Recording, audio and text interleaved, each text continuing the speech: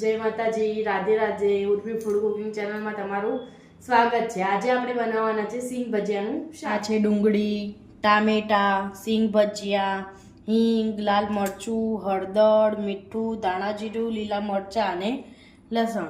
હવે આપણે સિંગ ભજીયાનું શાક બનાવવાનું સ્ટાર્ટ કરીશું. તેલ એડ કરીશું. તેલ ગરમ થઈ ગયું છે. હવે 1 ચમચી હિંગ એડ કરીશું. ડુંગળી એડ કરીશું. લીલા મરચાં, લસણ, ટામેટા.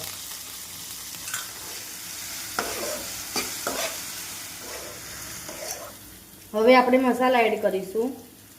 2 ચમચી મરચું,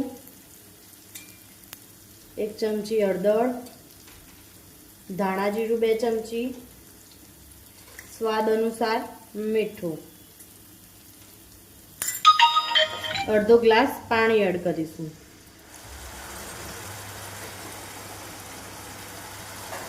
હવે આપણે સિંગ ભજીયાને એડ કરીશું.